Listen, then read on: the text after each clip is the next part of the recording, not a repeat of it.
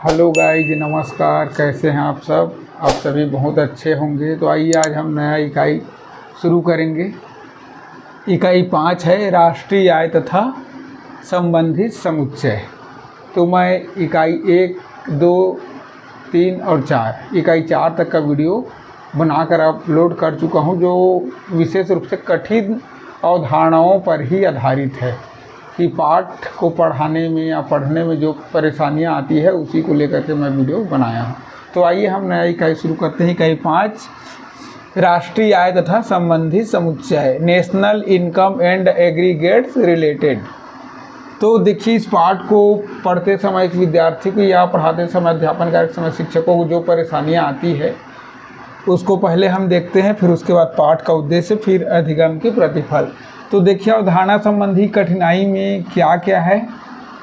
सकल घरेलू उत्पाद को एक ही राष्ट्रीय आय मान लेना, मतलब जीडीपी जो है एक देश के सीमा के अंतर्गत होता है, और जो नेशनल इनकम है राष्ट्रीय आय, उसमें विदेशों से आयात निर्यात भी जुड़ा होता है। दोनों अलग अलग है, जबकि इसको सही रूप से नहीं समझ पाने के कारण दोनों को एक ही मान लेते हैं विद्यार्थी द्वारा। दूसरा देखते हैं, व्यवहारिक रूप से सकल घरेलू उत्पाद की गणना करने में कठिनाई।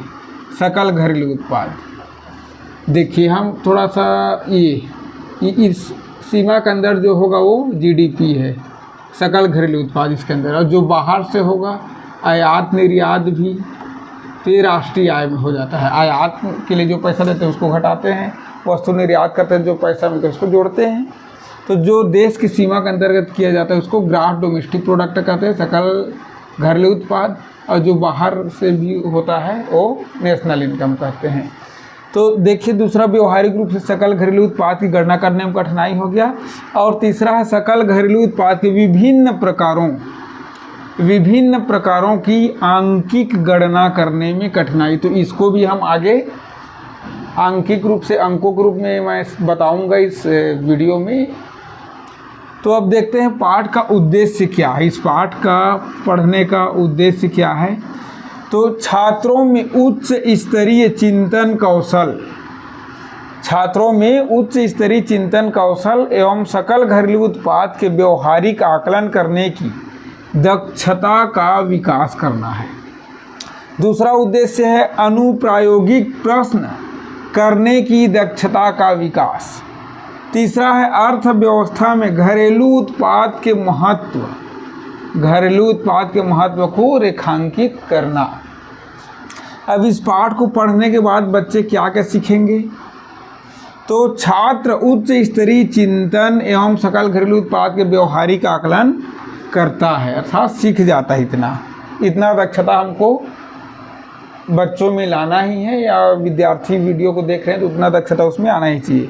दूसरा, छात्र सकल उत्पाद के आंकिक प्रश्नों को हल करता है, जो अंकों के रूप में प्रश्न दिया गया रहता है।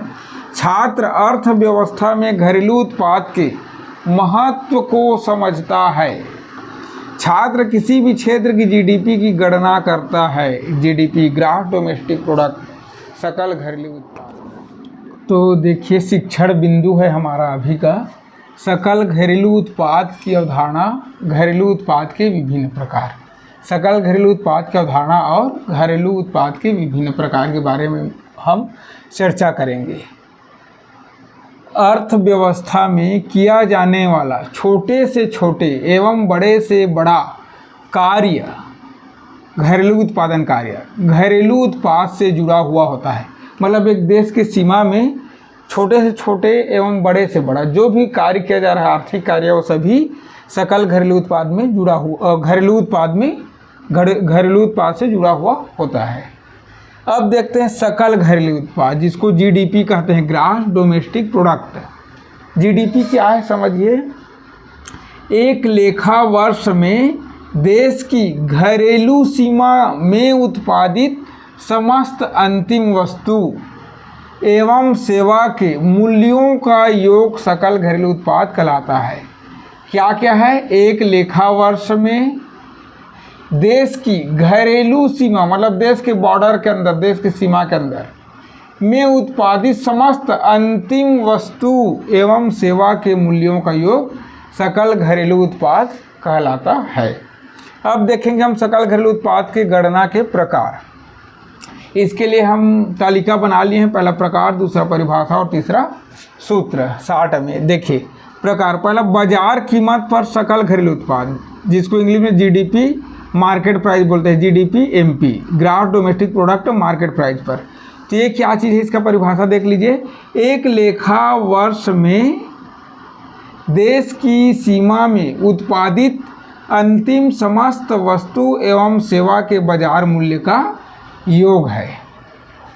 और इसका सूत्र अगर हम देखें तो उत्पादित समस्त वस्तु एवं सेवा की बाजार कीमत गुणित मात्रा अर्थात P इंटू Q, P मतलब प्राइस, Q मतलब क्वांटिटी, दोनों को गुणा कर देंगे तो जो योग आएगा वही क्या है, बाजार कीमत पर सकल घरेलू उत्पाद है।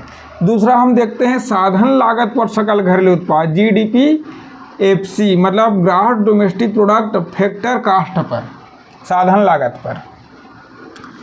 तो ये है एक लेखा वर्ष में देश की घरेलू सीमा में सामान्य निवासियों द्वारा मजदूरी, लगान, ब्याज तथा लाभ के रूप में अर्जित आय तथा पूंजी उपभोग मूल्य का योग होता है। जैसे जानते हैं ना, मजदूर लोगों को मजदूरी देते हैं और भूमि के बदले लगान देते हैं, पूंजीपति को ब्याज दिया जाता है और जो अंतिम में बचता है वो साहसी या उद्यमी का लाभ होता है। तो यही है साधन वाला। इसका सूत्र है जीडीपी एफसी बराबर कर्मचारियों का पारिश्रमिक प्लस लगान प्लस ब्याज प्लस लाभ प्लस मूल्य। तीसरा है मौद्रिक जीडीपी, ग्रॉस डोमेस्टिक प्रोडक्ट। तो ये इसका सूत्र चालू कीमतों पर जीडीपी एमपी की गणना, market price, gross domestic product बाजार कीमत पर गणना। इसका सूत्र मौद्रिक जीडीपी बराबर क्यू इंटू पी एम। अब अगला देखते हैं वास्तविक जीडीपी। वास्तविक जीडीपी सूत्र परिभाषा क्या है, स्थिर कीमतों पर जीडीपी एमपी की गणना। इसका सूत्र रूप में वास्तविक जीडीपी बराबर चालू कीमतों पर जीडीपी को भाग देना है कीमत सूचकांक इंटू 100। अगला है जीडीपी अपस्फीति कारक। मौद्रिक जीडीपी तथा वास्तविक जीडीपी का अनुपात यह कीमत स्तर में परिवर्तन के कारण जीडीपी में परिवर्तन को प्रकट करता है। इसका सूत्र हो जाएगा जीडीपी डिफ्लेक्टर बराबर मौद्रिक जीडीपी भाग वास्तविक जीडीपी इंटू 100। देखिए मौद्रिक जीडीपी और वास्तविक जीडीपी में अंतर होता है। ये मौद्रिक जीडीपी है, ये वास्तविक जीडीपी को सभी विद्यार्थी को समझना होगा, या टीचर देख रहे हैं वीडियो को सभी विद्यार्थियों को बताना होगा, दोनों में अंतर होता है। और जो मौद्रिक जीडीपी है वो हमेशा बड़ा होता है वास्तविक जीडीपी से।